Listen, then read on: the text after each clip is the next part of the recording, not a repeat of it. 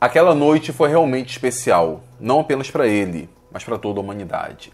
Há quem diga que estava trovejando lá fora, o vento estava cortante, mas dentro ele não prestava atenção em mais nada. Nem era atrapalhado pelo som dos pistões, pelo barulho das válvulas, pelo vapor escapando. Toda a sua atenção estava focada naquele bico, na saída daquele reator. Ele sabia que se ele conseguisse fazer essa síntese, ele teria seu nome gravado na história. Mais do que isso, teria seu nome entre os deuses. Havia dedicado 4 anos da sua vida, 4 anos de trabalho, sangue, suor, lágrimas. Muitos falaram que ele não iria conseguir. Ele próprio tentou desistir várias vezes, mas a sua determinação foi maior. E ali, olhando atentamente para a ponta daquele bico, ele viu a formação da gota de um líquido oleoso, viscoso, com um cheiro bem característico, bem forte, que logo depois evaporaria, mas não antes dessa gota crescer e cair. E depois uma segunda gota, depois uma terceira, depois uma quarta. Não conseguiu muitas gotas, pouco mais de meia colher de chá. Mas ao conseguir realizar esse feito, ele teve seu nome entre os deuses olimpianos. Feito igualado talvez a Deméter, a deusa da agricultura grega. Esse homem, um homem careca, um bigode bem característico, um óculos estranho, hoje não usamos mais, na época chamávamos de pince-nez, Fritz Haber. Aquele líquido viscoso que logo evaporaria, na verdade, na sua forma natural, seria um gás, amônia.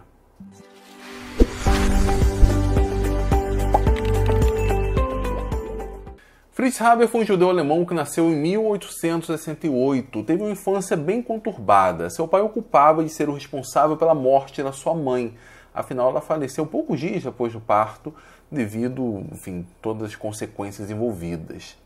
Entretanto, mesmo com essa situação complicada dentro de casa, ele se tornou um rapaz bem focado e um aluno brilhante. Resolveu cursar química, se deu muito bem, fez uma graduação excelente e após ser formado, ele foi trabalhar na indústria.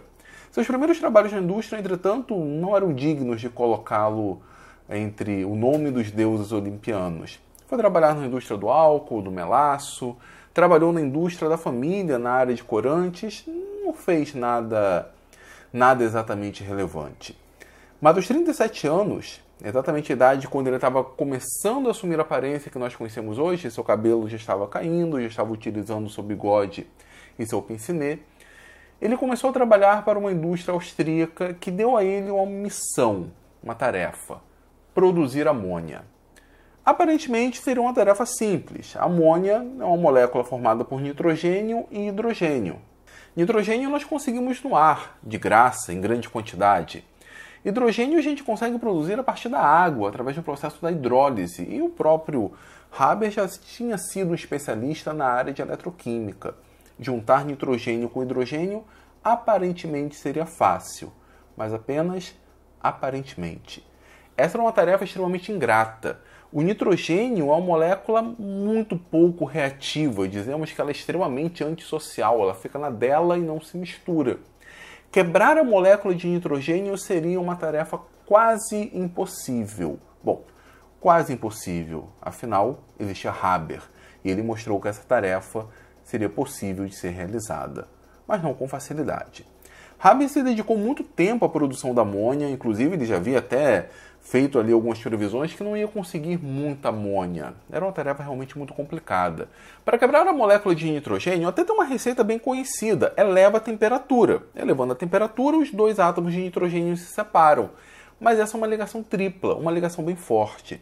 A temperatura necessária para romper a ligação do nitrogênio, quando produzisse amônia, a amônia não iria sobreviver. A ligação nitrogênio-hidrogênio da amônia é muito mais frágil. Então, simplesmente, na temperatura necessária para separar os átomos de nitrogênio, nós não conseguiríamos juntá-lo aos átomos de hidrogênio. Como disse, é uma tarefa quase impossível. Haber até fez algumas previsões, só que o grande catalisador do seu processo foi um outro químico, o Walter Nernst. Não porque o Nernst o incentivou, não porque o Nernst foi um tutor para ele, pelo contrário, foi porque o Nernst o ridicularizou em público, falando que os cálculos dele estavam superestimados e que ele nunca iria conseguir produzir amônia. É que vale uma ressalva. Nast é um nome muito conhecido. Se você é aluno de química, por exemplo, já ouviu falar da equação de Nast, inclusive já utilizou. Mas essa equação é apenas uma das facetas do Nast. O Nast é considerado o pai da terceira lei da termodinâmica, tem seu nome ao lado de Lord Kelvin, Rudolf Clausius. Podemos até dizer que ele tem seu nome ao lado de Maxwell, do eletromagnetismo, até mesmo de Newton, das leis do movimento.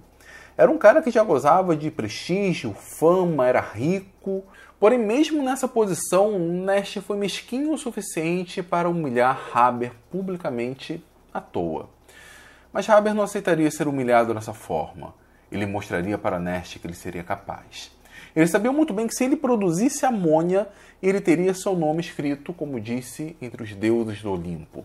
Ele seria rico, teria fama e, como nacionalista que ele era, com certeza colocaria a Alemanha agora na vanguarda dos fertilizantes artificiais. Equivale a uma explicação fundamental para nós entendermos a importância da amônia nessa história. O nosso corpo é constituído, mais de 90% dele, de carbono, hidrogênio e oxigênio. O quarto elemento mais abundante é o nitrogênio. Ele é necessário, por exemplo, para a construção das nossas proteínas, do nosso código genético, DNA, RNA. Mas a obtenção do nitrogênio não é tão fácil assim. Embora esteja presente no ar, 80% do ar é nitrogênio, quando nós respiramos, 80% desse volume é nitrogênio. Mas a mesma quantidade de nitrogênio que entra acaba saindo. Ou seja, ele não é absorvido. Não é absorvido porque a ligação nitrogênio-nitrogênio é uma ligação muito forte. As maneiras naturais que nós temos de romper essa ligação, ou é através de raios, quando os raios caem, eles acabam rompendo a ligação nitrogênio-nitrogênio e formamos alguns óxidos de nitrogênio. Outra maneira extremamente engenhosa é realizada ali por algumas bactérias que possuem uma enzima chamada nitrogenase. A função da nitrogenase é exatamente romper a ligação nitrogênio-nitrogênio. É uma enzima muito complexa. O seu sítio ativo contém átomos de ferro, átomos de molibdênio. Não é uma molécula simples, mas as bactérias conseguem fazer isso. E elas ficam associadas às raízes das plantas. Então, com isso, as plantas conseguem absorver o nitrogênio e é a nossa principal fonte de nitrogênio. Onde nós encontramos nitrogênio? Na alimentação. Mesmo que eu seja um carnívoro, eu estou me alimentando ali da proteína animal que contém nitrogênio, mas esse animal ele se alimentou das plantas, então ele absorveu o nitrogênio das plantas. Os agricultores notaram, entretanto, que a produção do ritmo natural das plantas não era suficiente para suprir a demanda da população. Criaram até algumas estratégias, já que não consegue pegar o nitrogênio do ar, e o nitrogênio liberado ali pelas bactérias não chega numa velocidade suficiente, que tal dar nitrogênio já processado, nitrogênio já com as ligações rompidas? Bom, eles fazem isso utilizando o esterco. Sim, esterco é cocô de boi. Esse boi já consumiu o nitrogênio, já processou o nitrogênio e está sendo ali fornecido para as plantas. Não só o nitrogênio, né, outros nutrientes também. Uma outra alternativa, que não é tão comum, pelo menos não hoje em dia, é fornecer para as plantas guano.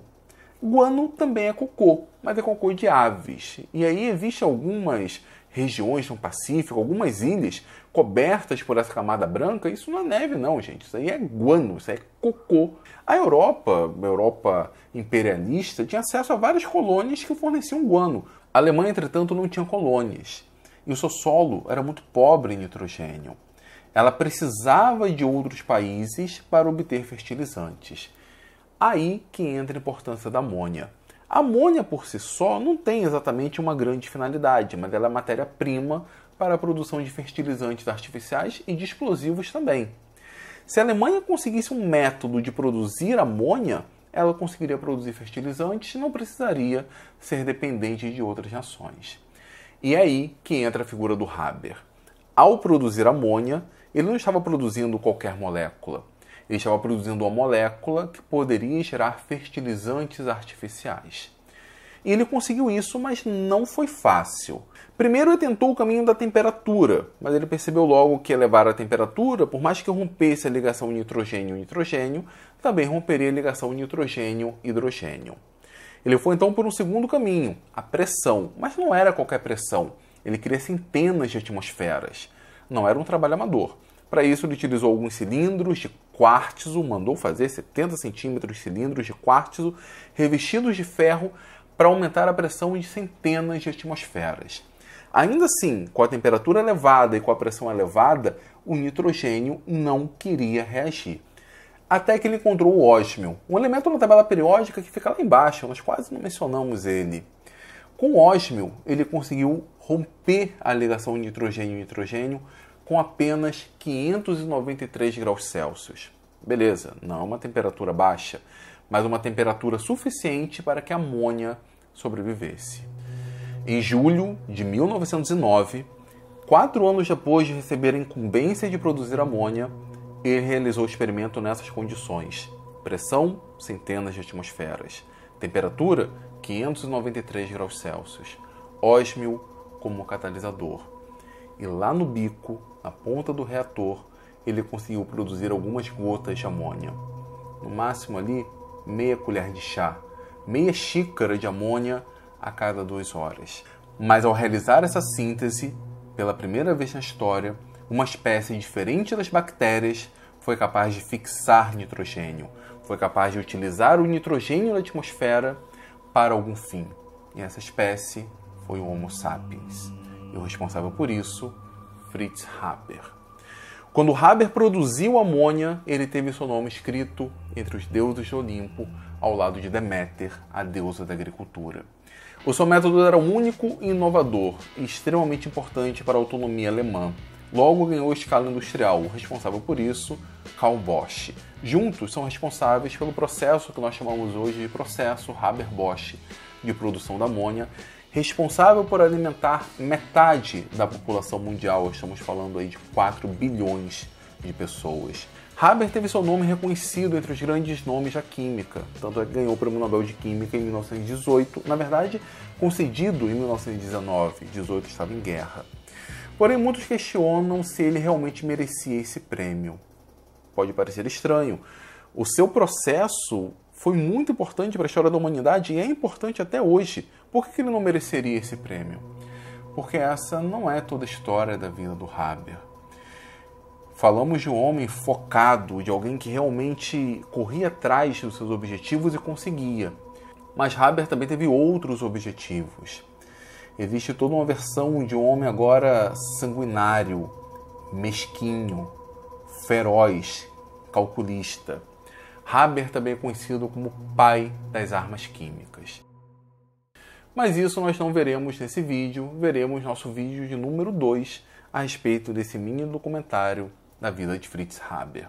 Bom, pessoal, eu espero que tenham gostado do vídeo. Se gostaram, a única coisa que eu peço é dê o seu like. Se chegou até aqui e não for inscrito, se inscreva no Universidade da Química, comente Fritz Haber. O YouTube vai entender que esse vídeo é relevante, que eu estou contando algo sério, algo realmente importante sobre a vida desse cientista. Se você quiser contribuir financeiramente para a Universidade da Química, pense em se tornar um membro aqui embaixo.